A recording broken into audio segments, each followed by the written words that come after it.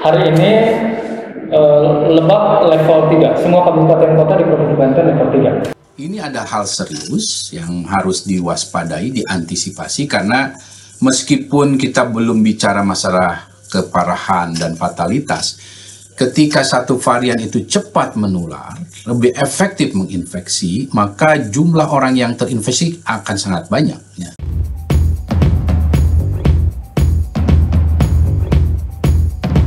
Halo, Assalamualaikum warahmatullahi wabarakatuh. Waalaikumsalam warahmatullahi wabarakatuh. Selamat pagi warga Lebak, selamat pagi Banten, dan selamat pagi semua. Kita bertemu lagi dalam acara ONA, Obrolan bermakna. ya, obrolan bermakna, dari podcastnya Pascal yang disiarkan di channel YouTube-nya Java TV. Java TV. Bersama saya Kang Gigi dan Saya Bang Java. Oke, tunggu.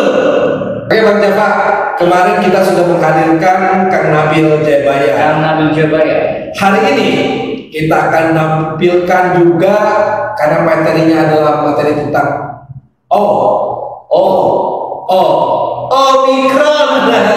Jadi Omikron sendiri sekarang lagi apa nih? Lagi hits ya. Hits ya. Nah, iya. Virus pandemi ini gelombang 3 sudah mewabah di Indonesia. Iya betul Pak. Tidak terkecuali di Lebak.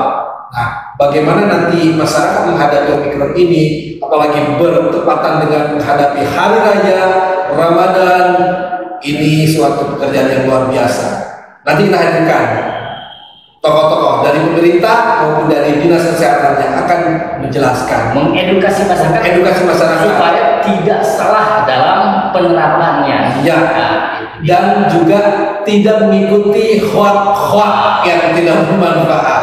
Yuk, kita saksikan. Halo Mbak, Assalamualaikum warahmatullahi wabarakatuh. Waalaikumsalam warahmatullahi wabarakatuh. Bertemu lagi dalam program ONA, Obrolan Bermakna. Sore ini kami menghadirkan tiga orang yang benar-benar akan menjelaskan masalah Omikron di Lebak. Karena sore ini kita akan bahas tentang si om genit ya. Tapi sebelum kita mulai pada proses ini, kami melakukan proses protokol kesehatan. Jadi para narasumber ataupun kru sebelum datang kita sudah ada tes antigen dan juga tes PCR yang lainnya, sehingga insya Allah yang ada di sini aman. Amin. Tapi walaupun begitu tetap kita prokes dengan 5M ya. Baik, pemirsa warga Lebak semua, kita tidak panjang lebar karena memang om-om ini sangat genit sekali, bahkan lebih genit daripada om-om senang. Kan kenapa? Ini udah mengganggu sekali nih ya. Secara nasional dia udah datang ke Lebak, sudah sebagian memerahkan Lebak. Ini warning buat kita. Makanya kami dari Pascal Podcast dengan YouTube channelnya Java TV akan mengupas tuntas masalah Omikron di Lebak.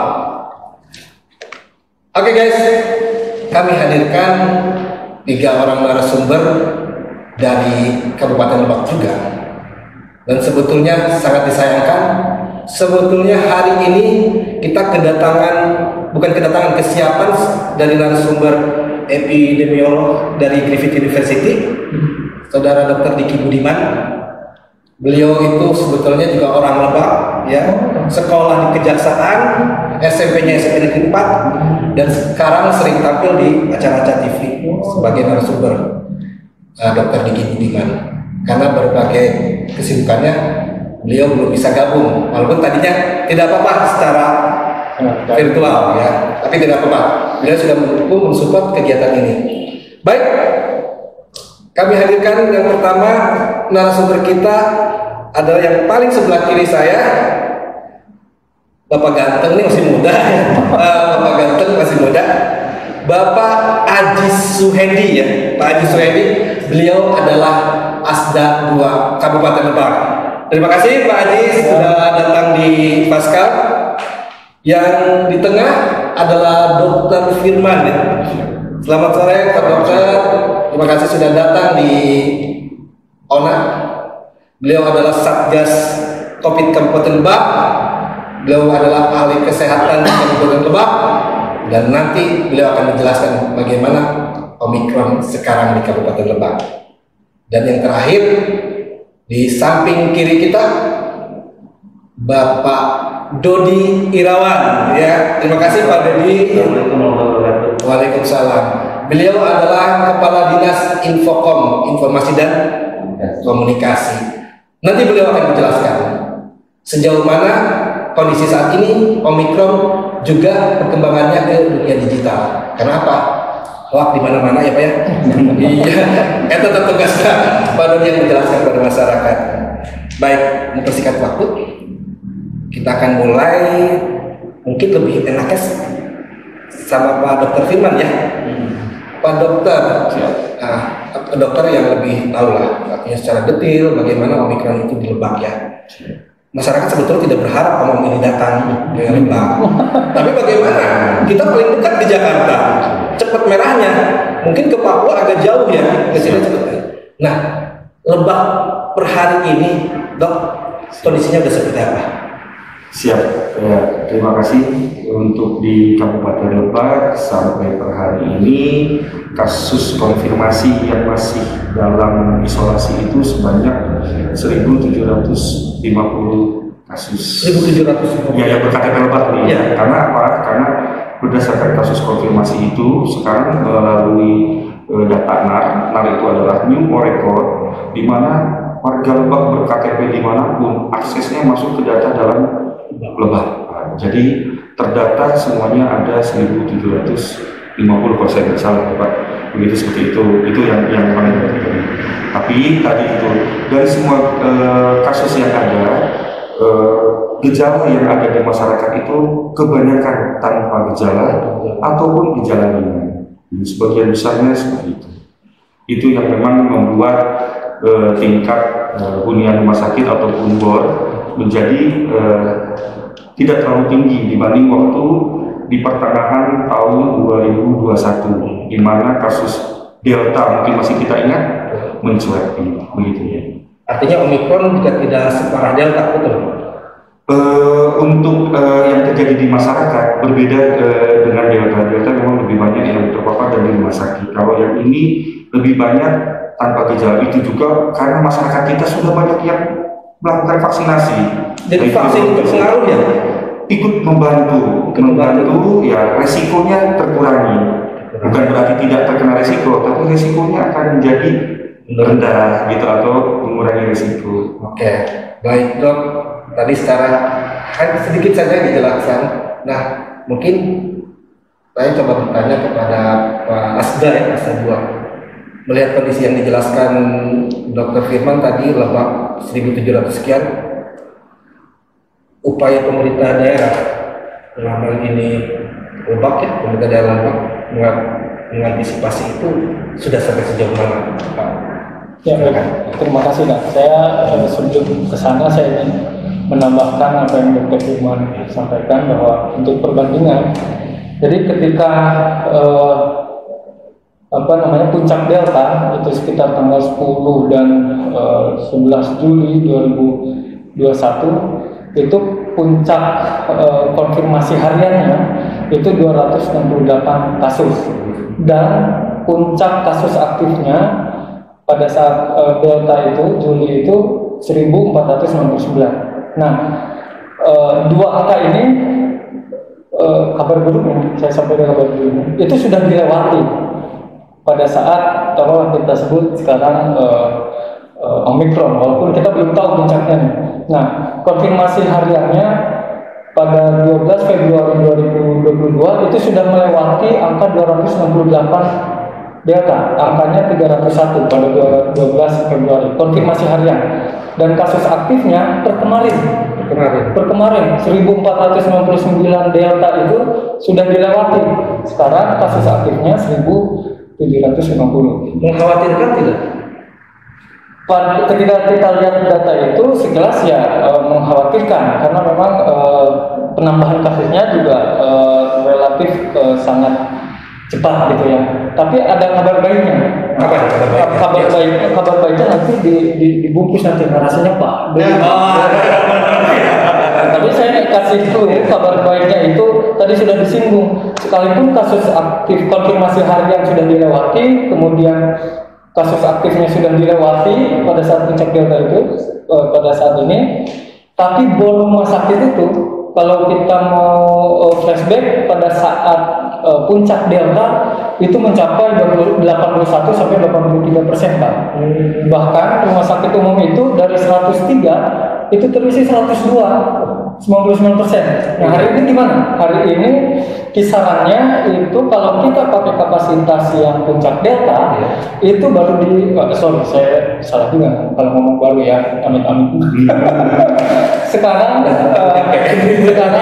di kisaran 28 sampai 29% saja. Artinya ini nggak nyampe 40% masih di bawah. Iya, ini kan artinya secara naratif itu juga perlu kita sampaikan. Ini juga bagian strategi dari pemerintah daerah.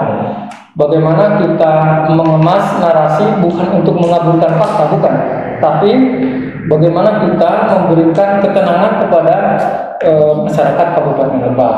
Nah, faktanya harus kita sampaikan bahwa ketika bor itu kita bandingkan dengan kapasitas puncak Delta itu masih sangat jauh dari standar WHO. Standar WHO kita kan 60%, sekarang 29%. Itu mereka yang terdeteksi saja ya, artinya yang PCR ya? Yang PCR dan yang PCR. Karena Dokter Firman punya kewajiban nih, Kang Yudi. Setiap satu orang konfirmasi positif itu minimal 15 orang kontak erat harus di tracing dulu. Ya. Oke. Baik guys, Omikron udah tadi dijelaskan juga ya, tapi sudah nyampe lumayan walaupun baru. Mudah-mudahan sih ini terakhir ya, jangan ada kami ya, biar kita juga enak kerja yang kamu. Ini tadi ada kabar baiknya juga, nanti dijelaskan sama Pak Dodi. Kabar baiknya ini mungkin THR dipercepat bukan? Tapi kan kabar baik THR dipercepat sebelum puasa gitu, jadi lebih enak kabar baiknya. Baik, nanti akan dijelaskan sama Pak Dodi. Ini adalah Kepala Dinas Infocom. Beliau yang lebih paham, lebih tahu dan lebih detail nanti menjelaskannya. Seperti apa kabar baiknya? Sok Pak Dodi. Terima kasih. Ini paling bisa ngomong Bapak asisten pemilihan yang satu ini. Kalau berbicara kabar baik, sebenarnya kalau berbicara COVID hari ini tidak yang baik-baik banget sih sebenarnya. Hari ini COVID itu berdampak pada semua lini. Jadi kalau kita berangkat, saya sebenarnya membatasi sih hari ini apa yang harus saya sampaikan karena sudah dijelaskan sangat rinci lah oleh dua narasumber yang hebat ini. Jadi yang pertama begini, seperti yang sering saya sampaikan bahwa dunia ini hari ini mengalami sebuah disrupsi hebat. Jadi kalau kita mengenal bahwa disrupsi itu sebagai pukulan, jadi tangan kanan kita atau sebelah kanan kita itu dipukul oleh COVID-19, sebelah kiri kita dipukul oleh revolusi industri 4.0. Itu yang terjadi hari ini. Kabar baiknya sebenarnya COVID hari ini telah membangun sebuah habit baru buat masyarakat. Bagaimana kemudian masyarakat menjadi dipaksa dengan COVID ini untuk beradaptasi. Ya, beradaptasi. Tidak hanya masyarakat, kami pun di pemerintahan sangat dipaksa oleh COVID ini untuk beradaptasi. Jadi dalam sistem pemerintahan yang modern itu organisasi itu dituntut harus agile. Terus yang agile itu seperti apa? Ada 5 faktor yang mempengaruhi organisasi yang agile. Visi, punya visi dan misi, dan yang lain salah satunya harus adaptif dan inovatif. Nah, COVID ini baiknya kepada kami pemerintahan dan mungkin buat masyarakat khususnya, mungkin tingkat layanan publik hari ini kita dipaksa untuk bagaimana memanfaatkan teknologi industri, teknologi informatika dan yang lain-lain ya, sebagai artificial intelligence dan yang lain-lain dalam rangka memberikan layanan publik yang terbaik buat masyarakat. Itu yang hari baik. Sehingga hari ini misalnya terkait beberapa hal layanan publik yang dilaksanakan oleh pemerintah kami di Kabupaten Lebak itu sudah memaksimalkan itu. Salah satu contoh, pagi tadi saja kami misalnya Pak Sekda sangat concern, beliau atas arahan Ibu Bupati, bagaimana memastikan layanan masyarakat misalnya tidak terlalu cepat. Jadi kalau bahasanya Ibu Bupati, layanan di pemerintah itu harus minimal ada 3 pendekatan. Layanan itu harus mudah, layanan itu harus cepat, dan layanan itu harus memberikan trust kepercayaan kepada publik. Nah itu sebenarnya kabar baik yang ingin saya sampaikan kepada seluruh warga masyarakat, karena disrupsi ini justru memperoleh sebuah dampak dari perkembangan. Terlepas dari itu, mungkin hari ini kalau kita ingin disrupsi, ada 2 kata sih saya juga agak bingung ketika mengartikannya. Jadi di sisi lain itu sebagai pukulan, tapi di sisi lain kalau kita melihat disrupsi itu sebagai peluang sebenarnya. Kalau beberapa ekonom menyampaikan disrupsi itu sebagai peluang. Salah satu contoh misalnya hari ini Apple saja misalnya. Bagaimana kemudian Apple memanfaatkan narasi disrupsi itu. Disrupsi itu pernah kejadian sejarahnya di beberapa negara modern misalnya. Contoh dulu di Amerika itu ada sebuah penyewaan video misalnya. Nah, terus kemudian sangat berkembang. Terus kemudian ada Netflix waktu itu, sekarang yang lebih sangat berkembang yang kita sangat kenal, Netflix itu membuat pendekatan berbeda, penyewaan video melalui pos. Nah, oleh perusahaan yang sangat berkembang itu tidak dianggap sebagai sesuatu ancaman, karena menurut mereka bukan lawan yang pas. Tapi ketika internet ini berkembang, kita tolongin internet ini, ketika berkembang, mereka memanfaatkan teknologi informatika, penyewaan PCD melalui sewaan. Dan hari ini perusahaan itu hancur dan dimanfaatkan oleh Apple hari ini. Bagaimana kemudian semua lini harga handphone itu bisa lebih murah. Itu kata disrupsi. Jadi kalau saya menggarisbawahi, bagi kami dampak disrupsi ini, pukulan-pukulan ini justru menguatkan kami, menguatkan kita, seluruh warga Indonesia, khususnya Kabupaten Lebak, untuk bersatu, satu memerangi COVID, yang kedua bagaimana memanfaatkan teknologi informasi dalam konteks memberikan layanan kepada masyarakat. Harapannya nanti Kabupaten Lebak masyarakatnya menjadi masyarakat yang paling berkembang. Ini happiness-nya lebih tinggi, itu mungkin. Amin. Ya, terima kasih Pak Kadis atas informasinya, sudah betul sekali. Perlu pemirsa ketahui, program ONA ini adalah program yang hasil kerjasama Pascal Printing dengan Siput Kampung Sawah. Ini adalah sebetulnya obat anti COVID juga. Silakan dicoba nih. Ini pengakuan. Jadi ramuan dari Siput Kampung Sawah ada jahe susu, gula aren, jeruk, dan yang lain-lain. Ya, enggak dok. Coba. Ini penghangat. Kita udah pasti. Kasih tahu dulu. Aduh, tadi nggak kasih tahu dok. Izin buka masker. Kayaknya kita buka masker udah. Iya. Jadi perlu bisa ketahui, kami kalaupun buka masker karena kita sudah tes juga. Sudah di booster semua, sudah booster semua ya. Nah, kembali ke booster ya. Nih langsung saya tanya ke dokter. Dok, booster itu wajib atau bagaimana nih? Ya, luar biasa. Ya. Untuk semua masyarakat, khususnya warga masyarakat Lebak, ya, booster adalah bagian daripada upaya pemerintah untuk melindungi warga masyarakat. Ya, dengan di booster itu kita akan kekebalan imun kita dibuat untuk dikuatkan lagi.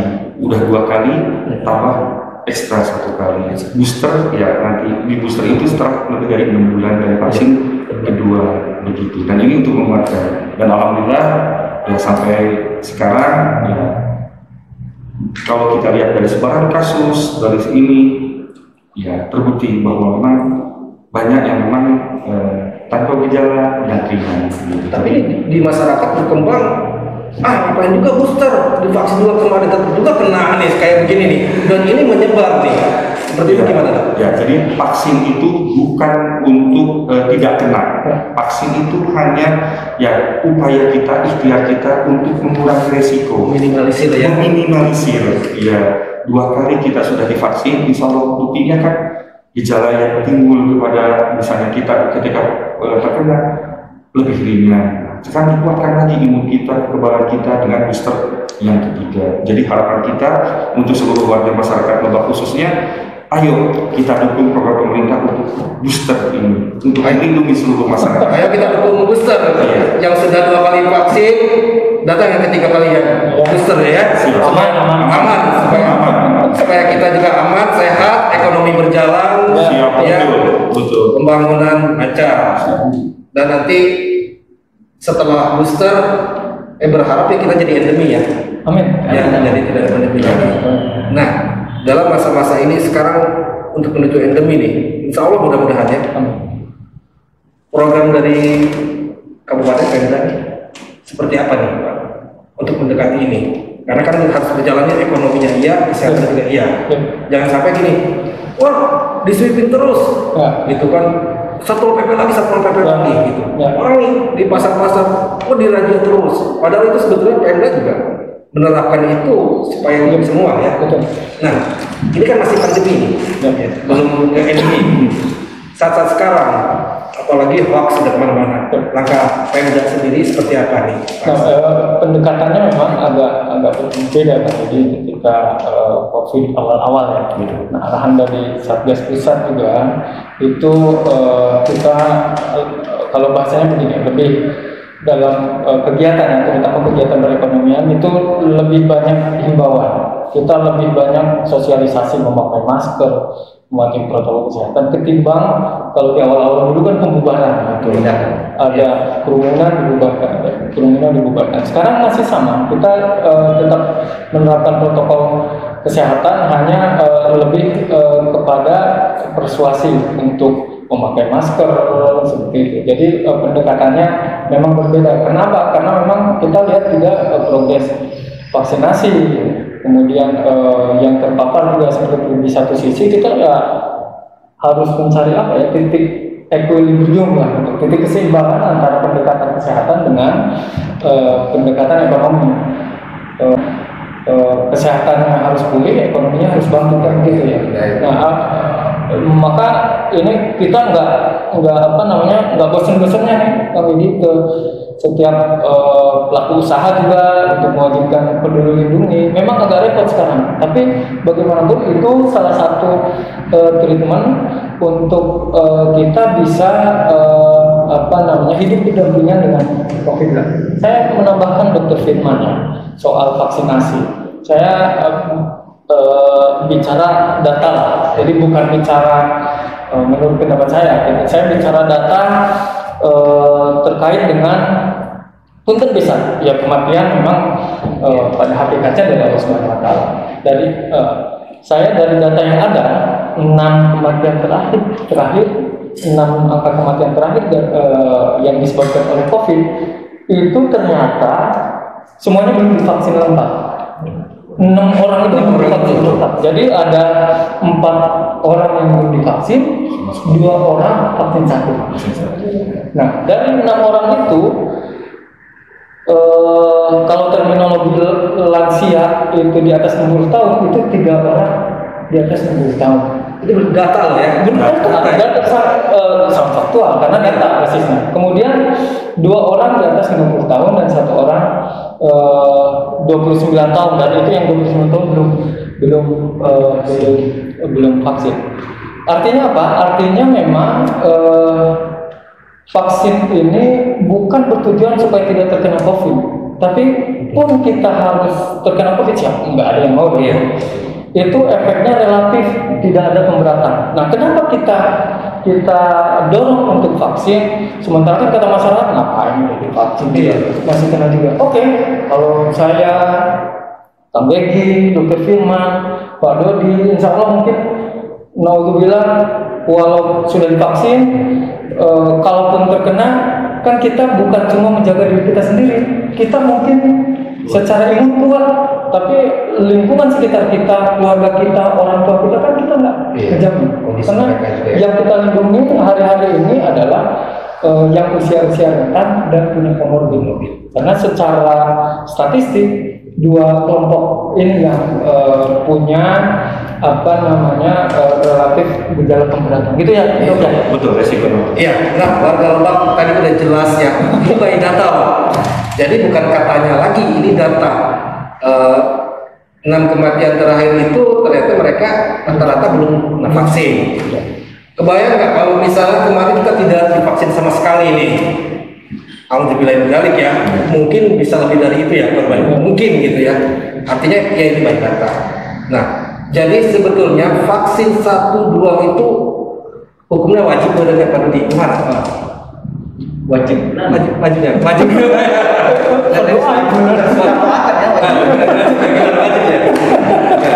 Jadi gini Pak Dudi, ini kembali lagi ke vaksin.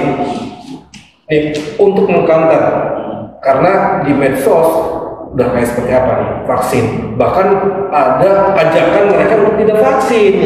Nih, ini kan sebetulnya ini tugas pemerintah dalam hal ini mungkin di bawah Pak Dodi ya untuk informasi dan komunikasi. Langkah Infocom itu untuk mengcounter patok seperti itu, ajakan itu seperti apa ya? Sebenarnya bukan langkah Infocom lah, semua apa yang kami lakukan itu berdasarkan arahan dan bimbingan dari pimpinan yang dalam hal ini Bupati, Pak Wakil, Pak Sekda dan yang lain-lain. Bagaimana kemudian kita wajib menggunakan berbagai alat, berbagai tool dalam rangka pencegahan melalui bentuknya apa saja sosialisasi dan lain-lain. Kebetulan kan kita hari ini di era sekarang ini di era digital hari ini sayang kalau kita tidak manfaatkan itu, karena berdasarkan data. Jadi Diskominfo itu berdiri tahun 2017 kan, saya mengukur secara dulu. Jadi yang pertama kami lakukan, saya mengukur berapa sih tingkat pengguna internet di Indonesia. Nah, 2017 tingkat pengguna di internet di Indonesia itu 65%. Terakhir 2021 kemarin, COVID ini mencetak luar biasa nih. 2021 kami mengukur pengguna internet di Indonesia itu 75%. Bagaimana cepatnya gitu dari 65 ke 70 sampai 10% dalam periode itu. Sebenarnya percepatan itu di tahun 2020 sampai ke dulu di saat COVID ini. Ya, peningkatan pengguna internet. Nah, terus lantas pertanyaannya apa yang semua berbalik data? Yang di internet yang dipakai itu apa? Oleh masyarakat. Yang dipakai oleh masyarakat itu media sosial. Nah, kami pemerintah Kabupaten Lebak mencoba memanfaatkan data itu untuk mencoba melakukan pendekatan kepada masyarakat. Nah, pendekatannya apa? Ya, seperti arahan pimpinan, bagaimana Ibu Bupati memaksa kami, para operator memanfaatkan itu melalui misalnya kita ada award dari Ibu Bupati, diseminasi informasi dan komunikasi award. Itu bagi OPD yang melakukan komunikasi memanfaatkan itu dikasih award oleh Ibu Bupati. Nah, setelah dipaksa oleh Ibu Bupati, akhirnya sekarang tumbuh tuh media-media sosial di ruang-ruang publik dalam rangka memenuhi ruang-ruang publik dengan hal-hal yang positif. Nah, kita manfaatkan itu dalam menyampaikan informasi kepada masyarakat, salah satunya terkait dengan pencegahan COVID ini. Tapi itulah gitu yang terjadi. Saya berharap sih ini sebuah ajakan lah kepada masyarakat. Jadi kita tidak bosan-bosan untuk menghimbau kepada masyarakat bagaimana informasi itu datang dari sumber yang tepat. Jadi hari ini kadang-kadang masyarakat lebih cenderung percaya pada sumber-sumber informasi dari akun-akun yang tidak tepat. Gitu. Sementara akun-akun kita masyarakat ya jarang digunakan sebagai rujukan dalam rangka memahami berbagai persoalan yang ada di pemerintahan ini di negeri Indonesia ini. Karena sekarang itu persoalan-persoalan yang baru muncul. Salah satu contoh lah misalnya. Ya, kami kadang-kadang heran misalnya ketika posting informasi COVID hari ini, karena Pak Asta kan terus mengukur saja kepada kami. Bagaimana kemudian ini media sosial pemerintah itu benar-benar sebagai rujukan masyarakat. Pak Asta cerewet, yang lain itu cuma 10. Ini apa nih Pak Asta? Coba pakai cara berbeda dan yang berbeda. Tetap kita berlawan tidak. Nah, kami akhirnya apa sih kenapa? Tapi ternyata kami yang perlu sampaikan. Yang lain memang tidak lebih dari 10 orang, 15 orang, 20 orang tidak lebih dari sana. Tapi ketika kami survei dengan Indonesia Indikator, ternyata yang baca itu hanya baca saja, tidak ada komen. Tidak pula dalam sehari itu 2.500 orang untuk baca itu. Yang baca saja. Nah, jadi menganggapnya bagi padahal kami ini sebenarnya bukan itu butuh feedback dari publik untuk apakah harus dilanjutkan pendekatan ini gitu. Tapi kan publik kan tidak seperti itu gitu kadang-kadang. Jadi apakah pendekatan pembangunan media sosial itu sudah telah gagal Kabupaten Lebak? Ada pemerintah Indonesia, tapi ternyata enggak. Akhirnya kami terus lanjutkan itu dalam rangka melakukan kantor-kantor yang betul. Kemudian dari 75% pengguna internet itu kemudian tidak semuanya memanfaatkan itu dengan baik.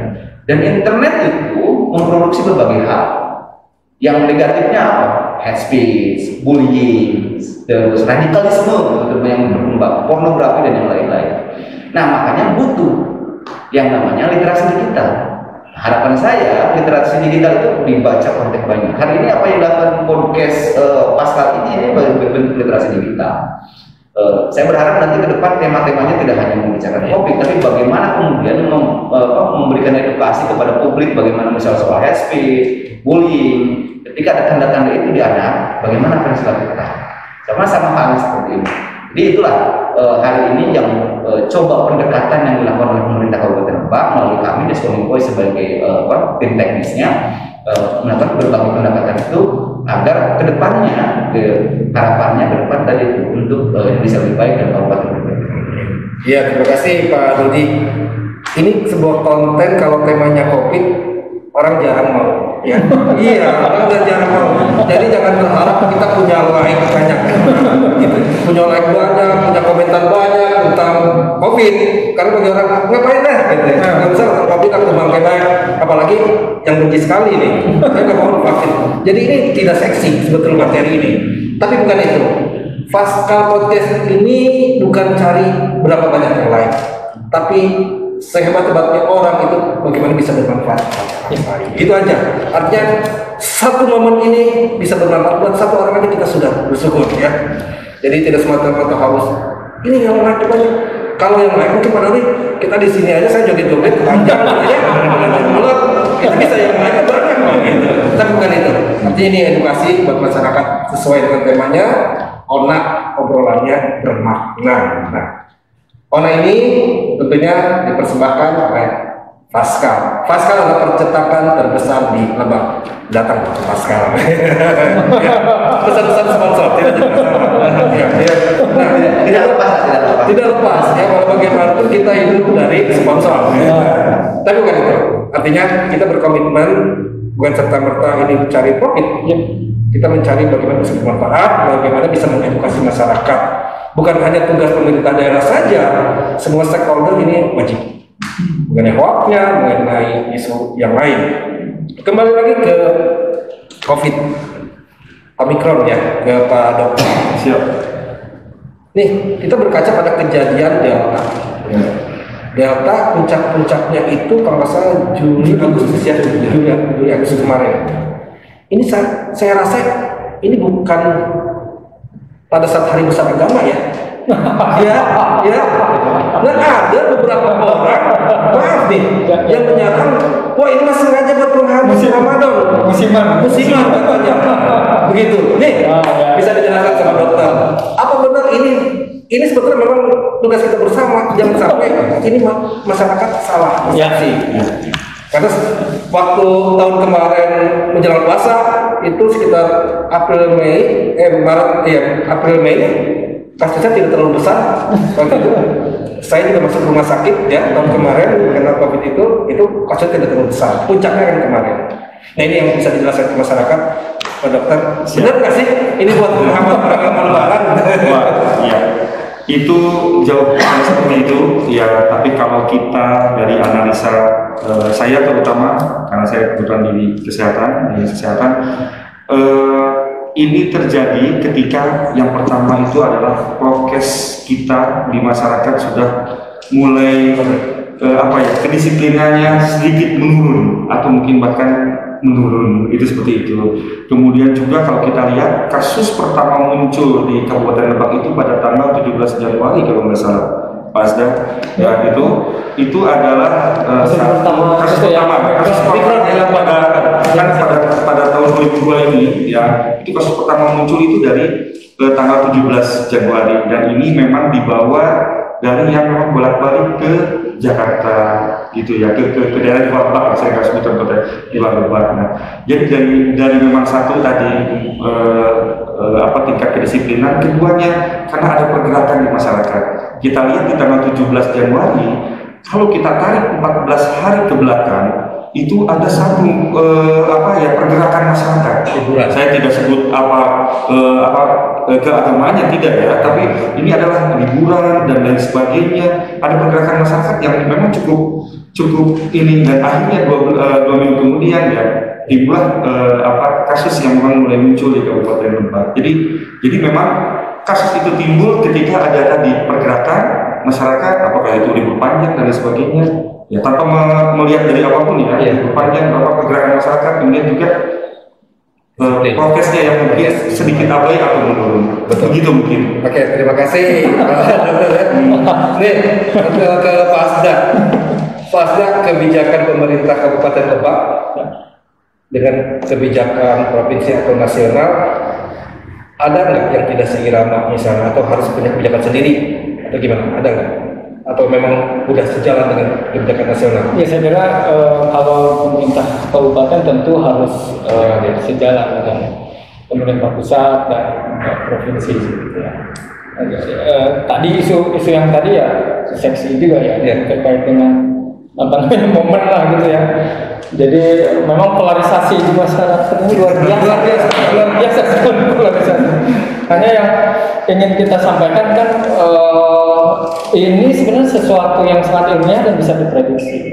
Juli 2021 itu puncak itu ketika kalau kita tarik 1 bulan sampai 2 bulan sebelumnya, memang itu ada libur panjang, pergerakan kemudian pergerakan masyarakat. Pun itu juga ketika Februari ini kita dari Pemda Lebak ya, dalam berbagai kesempatan rapat, kemudian apel yang sempat terhenti setelah 2 tahun, awal Januari 2022 kan mulai lagi kita sampaikan bahwasannya prediksi COVID itu akan mulai naik ya ketika awal Februari sampai akhir Februari, dan itu memang betul terjadi karena kecenderungannya itu 1 bulan sampai 2 bulan sebelumnya itu pasti ada pergerakan masyarakat.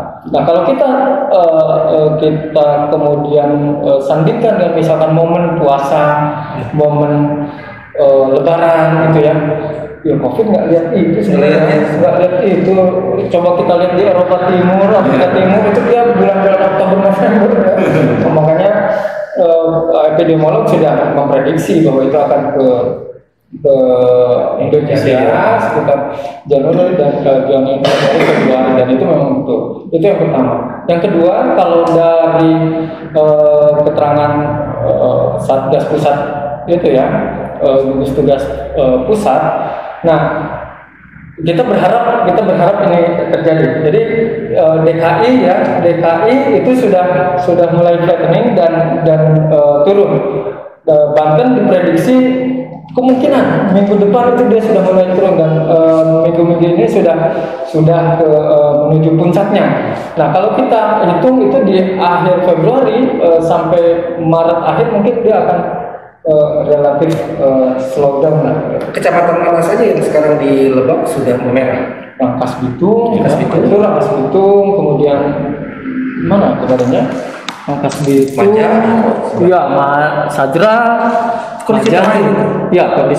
kondisi terakhir. Ini memang tidak mengherankan karena relasi kita, terutama KRL, itu 1 hari itu 81 perjalanan pulang pergi Jakarta Rangkas dengan tingkat angkutan, jumlah penumpang Rangkas Bitung, Citra Semaja itu di kisaran 10 sampai 15 ribu harian. Jadi ketika Jakarta itu naik, itu mau nggak mau karena relasi komuter lain ini kita menyatu dengan aglomerasi, sekalipun kita bukan aglomerasi, tapi relasi layanannya kan kita nyatu. Rangkas Bitung, Serpong, Tanah Abang itu bersatu di situ, di Depok, Bogor juga masuk di situ.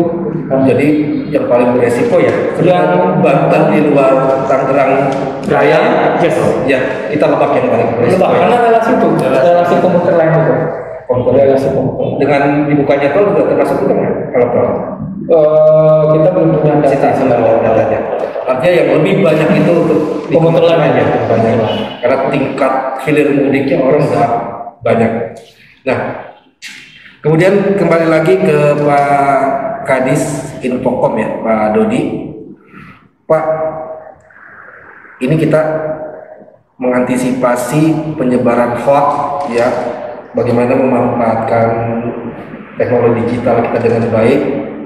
Langkah-langkah antisipatif dari pemerintah daerah khususnya Infokom seperti apa? Contohnya gini, ini menghadapi tahun politik. Ke depan itu tahun politik.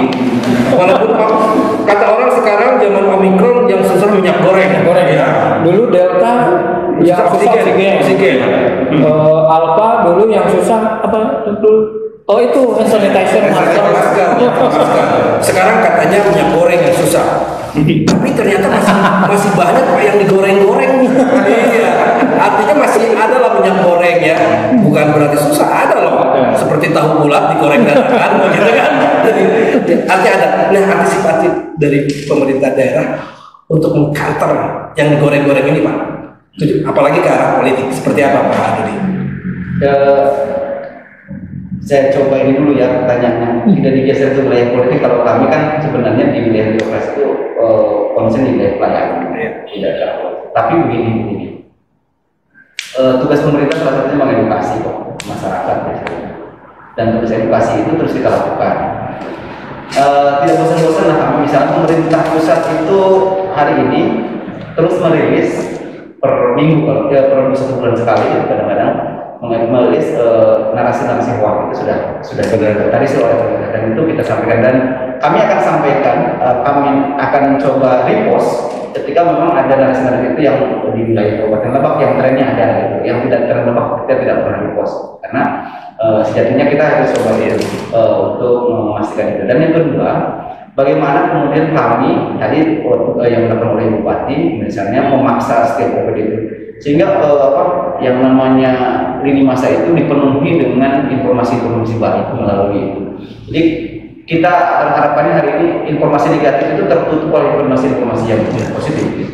Nah itu sudah dilakukan, misalnya hari ini teman-teman di beberapa OPD sudah melakukan posting setiap hari, 1 hari 1 postingan, itu sudah dilakukan oleh beberapa OPD dalam rangka memenuhi lini masa itu supaya penuh dengan positif ya, positif hal positif. Itu yang beberapa strategi yang coba kita lakukan. Selain juga kami juga pemerintah tidak coba mengontrol hak publik dalam rangka berpikir gitu dalam jadi hal-hal yang terjadi kayak tadi misalnya Omikron ini mendekati ke hari raya gitu, itu kan semacam teori konspirasi gitu ya. Dan kami memahami teori konspirasi itu sebagai proses kognitif otak gitu. Nah, tidak dalam peran kita memaksa publik untuk memaksa pikiran yang sama dengan kami. Apalagi membungkam. Ya, tapi membungkam ada budaya itu. Cuman yang kita lakukan bagaimana kita memperbanyak dialog. Jadi hadirnya kami ini hari ini sebenarnya memperbanyak dialog. Jadi kadang-kadang teman-teman gitu masyarakat sering melakukan misalnya isunya dialog, tapi ternyata monolog. Gitu. Kenapa itu monolog ya? Kadang-kadang di sana menceritakan vaksin, kumpul-kumpul, yang hadirnya ya yang itu saja. Itu jadi monolog gitu. Jadi seolah-olah dialog padahal monolog gitu. Nah, harapan kita membiasakan diri untuk berdialog, membiasakan diri untuk berinteraksi itu menjadi konsen kita lah bersama untuk memastikan bahwa informasi yang kita peroleh itu memang benar-benar rigid dan bisa dikonsumsi dengan baik. Itu saja beberapa langkah yang dilakukan oleh pemerintah Kabupaten. Baik, terima kasih Pak Kadis ya. Tidak terasa waktu kita ini sudah 1 jam ya, hampir 1 jam. Memang rencananya kita sampai jam 17.30, tapi karena ini juga sudah jam 17 sudah mendekati, kita malam kita sudah selesai. Tim sih pengennya sehari semalam Pak. Siap Pak. Siap sehari semalam sih tim pengennya. Tapi itu kami juga menghargai kesibukan dari Bapak-Bapak ini, warga Lebak semua. Jadi kita harus berterima kasih di balik kesibukannya para narasumber ini, baik Pak Ajis, Pak Dr. Firman ataupun Pak Dodi yang hari-harinya tidak pernah kosong. Beliau masih sempat datang ke studio Pascal untuk memberikan informasi pada masyarakat bahwa Omikron sudah di Lebak. Dan kita jangan pernah takut, Ya, jangan panik. jangan parno, tapi juga jangan anggap enteng. Jangan anggap enteng. Tetap semangat. Prokes. Ya. Buat closing statement nanti kami minta satu persatu. Untuk silakan closing statement ke warga masyarakat. Saya atas nama Pascal Manajemen berterima kasih atas kedatangannya bapak-bapak semua, dan mudah-mudahan acara ini bukan yang terakhir. Kita masih bisa ketemu lagi dengan bahasan yang lain seperti yang tadi Pak Dodi bilang, tidak hanya dengan COVID saja, dengan perusahaan baik. Kita pun rencana seperti itu, karena ini untuk edukasi tidak hanya dari satu sisi, banyak sisi yang lain yang harus kita bahas. Dimulai dari Pak Asda untuk closing statement kepada warga Lebak. Baik, pada masyarakat Kabupaten Lebak, kami menghimbau bahwasanya ya hari ini COVID itu nyata, dan nampaknya semua pakar epidemiologi di Indonesia itu nampaknya masih bersepakat bahwa COVID belum akan berakhir. Bukan dijaga supaya tidak berakhir, tapi memang kondisinya seperti itu. Tapi betul kata Kang Bobi tadi, jangan panik, tapi juga tetap harus waspada, jangan anggap enteng. Kami mengajak supaya tetap melakukan protokol kesehatan, kesehatan harus pulih, ekonomi kita juga harus bangkit, dan yang terakhir vaksinasi. Aman, halal, dan insya Allah itu merupakan bagian ikhtiar dari kita untuk menghadapi COVID ini. Itu barangkali. Ya, terima kasih. Seperti semuanya ikhtiar ya, kalian jangan lupa vaksin. Sekarang untuk Dr. Firman. Siap. Untuk seluruh warga masyarakat Kabupaten Lebak khususnya, kami mengajak kemudian untuk booster vaksin ketiga, ya jangan lupa booster vaksin yang ketiga, ya itu untuk seluruh warga masyarakat Kabupaten Lebak, dan tingkatkan kedisiplinan untuk selalu protokol kesehatan. Begitu. Ya, terima kasih. Dan yang terakhir closing dari Pak Kadis Infocom. Tadi Sedikit saja mungkin salam literasi dari kami pemerintah Kabupaten Lebak. Ayo berbanyak diskusi, berdialog, terus penuhi ruang-ruang komunikasi kita dengan hal yang lebih baik dan lebih baik lagi. Terima kasih. Oke, warga Lebak, kita akhiri semuanya bahwa COVID ada di sekitar kita. Kita ikuti instruksi atau himbauan pemerintah untuk vaksin. Kalau sedang vaksin nggak kuat, biar bilang aja yang nggak kuat. Biar bilang saja yang nggak kuat, karena nggak kuat. Oke. Terus literasi ditingkatkan, kita isi ruang-ruang publik dengan hal-hal positif supaya Lebak ke depan lebih maju lagi, dan kita disehatkan, kesehatan pulih, ekonomi bangkit. Bersama saya Kang Gigi dalam obrolan bermakna. Wassalamualaikum warahmatullahi wabarakatuh. Terima kasih. Terima kasih kedatangannya.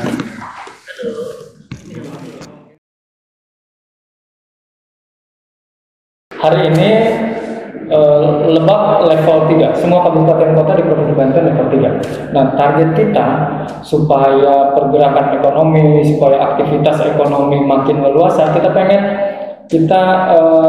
turun level, naik level, turun ke level 2. Nah, target level 2 itu 50% sudah divaksin dosis 2 secara umum, dan 40% lansia kita sudah divaksin dosis 2. Hari ini angkanya untuk dosis 2 layanan umum itu baru 44-45%. Kita butuh 6%. 6% kecil, tapi kalau kita kalikan ke target vaksinasi 1 juta, itu berarti 60.000. Kita butuh 60.000 untuk divaksin dosis 2. Dan lansia kita angkanya 34 sampai 35 persen, ya artinya masih 5%-an untuk mencapai target ke level 2. 5% itu sekitar 5.000. Jadi mari kita sama-sama pemerintah melaksanakan